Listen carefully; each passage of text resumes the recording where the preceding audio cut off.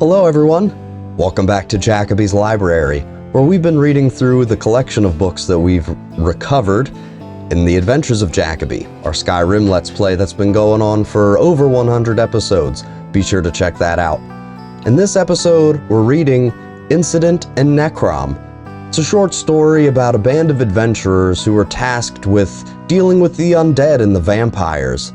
And the moral of the story is maybe you shouldn't discount illusion magic after all. Let's get into Incident and Necrom.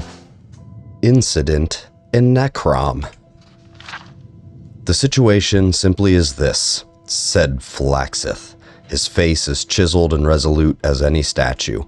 Everyone knows that the cemetery west of the city is haunted by some malevolent beings and has been for many years now. The people have come to accept it. They bury their dead by daylight and are away before Masser and Secunda have risen and the evil comes forth. The only victims to fall prey to the devils within are the very stupid and the outsiders. It sounds like a natural solution to filtering out the undesirable then, laughed Nitra, a tall, middle-aged woman with cold eyes and thin lips. Where's the gold in saving them? From the temple. They're reopening a new monastery near the cemetery, and they need the land cleansed of evil. They're offering a fortune, so I accepted the assignment with the caveat that I could assemble my own team to split the reward. That's why I've sought you each out. From what I've heard, you, Nitra, are the best bladesman in Morrowind. Nitra smiled her unpleasant best. And you, Osmic, are a renowned burglar, though never once imprisoned. The bald-pated young man stammered as if to refute the charges before grinning back. I'll get you in where you need to go, but then it's up to you to do what you need to do. I'm no combatter. Anything Nitra and I can't handle, I'm sure Masitha will prove her mettle, Flaxith said, turning to the fourth member of the party. She comes on very good references as a sorceress of great power and skill. Masitha was the picture of innocence, round-faced and wide-eyed. Nitra and Osmic looked at her uncertainly, particularly watching her fearful expression as Flaxith described the nature of the creatures haunting the cemetery. It was obvious she had never faced any adversary other than man and mare before. If she survived, they thought to themselves, it would be very surprising. As the foursome trudged towards the graveyard at dusk, they took the opportunity to quiz their new teammate. Vampires are filthy creatures, said Nitra. Disease-ridden, you know. They say off to the west, they'll indiscriminately pass on their curse together with a number of other afflictions. They don't do that here so much, but still, you don't want to leave their wounds untreated. I take it you know something of the spells of restoration if one of us gets bit? I know a little, but I'm no healer, said Masitha meekly. More of a battle mage? Asked Osmic. I can do a little damage if I'm really close, but I'm not very good at that either. I'm more of an illusionist, technically.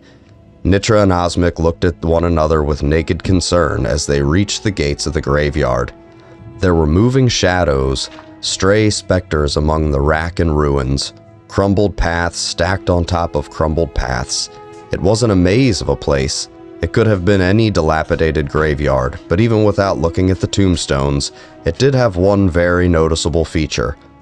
Filling the horizon was the mausoleum of a minor Cyrodiilic official from the Second Era, slightly exotic but still harmonizing with the Dunmer graves in a complementary style called Decay. It's a surprisingly useful school, whispered Masitha defensively. You see, it's all concerned with Magicka's ability to alter the perception of objects without changing their physical compositions. Removing sensual data, for example, to cast darkness or remove sound or smell from the air. It can help by... A red-haired vampire woman leapt out of the shadows in front of them, knocking Flaxith on his back. Nitra quickly unsheathed her sword, but Masitha was faster. With a wave of her hand, the creature stopped, frozen, her jaws scant inches from Flaxith's throat. Flaxith pulled out his own blade and finished her off. That's illusion? Asked Osmic. Certainly, smiled Masitha. Nothing changed in the vampire's form, except its ability to move. Like I said, it's a very useful school. The four climbed up over the paths to the front gateway to the crypt. Osmic snapped the lock and disassembled the poison trap. The sorceress cast a wave of light down the dust-choked corridors, banishing the shadows and drawing the inhabitants out. Almost immediately, they were set on by a pair of vampires, howling and screaming in a frenzy of bloodlust. The battle was joined, so no sooner were the first two vampires felled than their reinforcements attacked. They were mighty warriors of uncanny strength and endurance, but Mesitha's paralysis spell and the weaponry of Flaxith and Nitra clove through their ranks. Even Osmic aided the battle.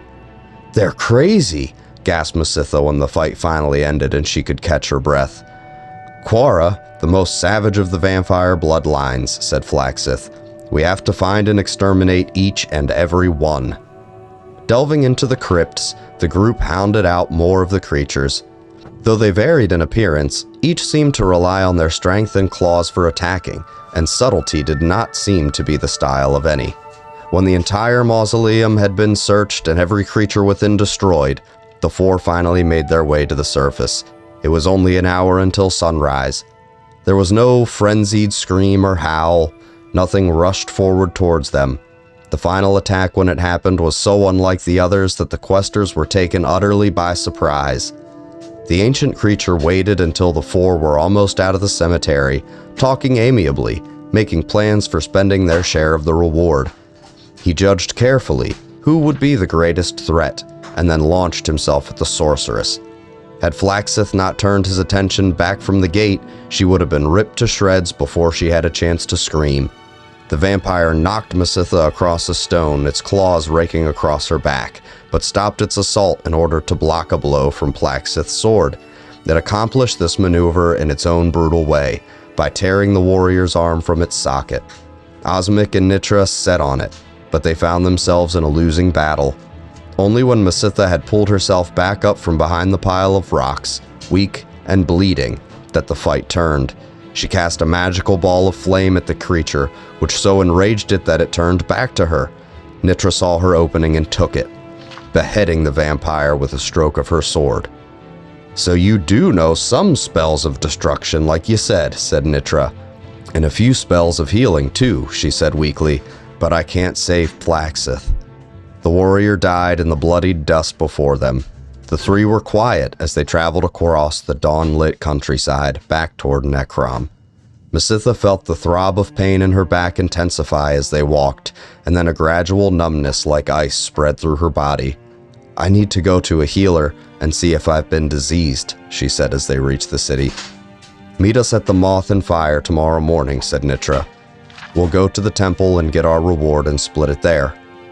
3 hours later, Osmic and Nitra sat in their room at the tavern, happily counting and recounting the gold marks. Split 3 ways, it was a very comfortable sum.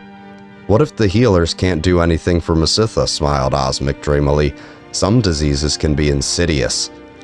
"Did you hear something in the hall?" asked Nitra quickly, but when she looked, there was no one there. She returned, shutting the door behind her. "I'm sure Mesitha will survive if she went straight to the healer, but we could leave tonight with the gold." "Let's have one last drink to our poor sorceress," said Osmic, leading Nitra out of the room toward the stairs down. Nitra laughed. "Those spells of illusion won't help her track us down, as useful as she keeps saying they are. Paralysis, light, silence, not so good when you don't know where to look." They closed the door behind them. "Invisibility is another spell of illusion," said Methissa's disembodied voice. The gold on the table rose in the air and vanished from sight as she slipped it into her purse. The door again opened and closed, and all was silent until Osmic and Nitra returned a few minutes later.